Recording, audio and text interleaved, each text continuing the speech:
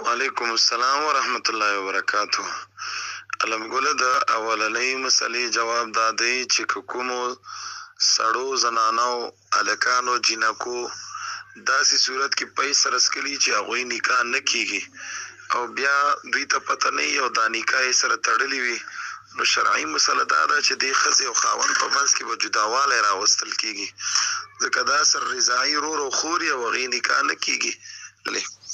او دویمه مسله دا ده چې که چېرته نیا یو وسیله پی ورکړي نو که لږي او که ډېر خو چې ماشوم یې وسکي، بیا دې ماشوم د خپل کور چې څومره تر لورانې دي هغې کې چا سره هم نکاح نه کېږي، ځکه دا یې رضاعي ورېرې شوې او رضاعي خورزې یې شوې. ښه، ځکه یو طرف ته به یې ترې بل طرف ته به یې رضاعي ورور یي، نو د هغه بچي رضاعي وراره شو. یو طرف ته به یې ترور یي بل طرف ته به یې رضاعي خور یي، د هغې بچي رضاعي خورۍ وګرځېده. الله هم خوشحاله که. السلام علیکم.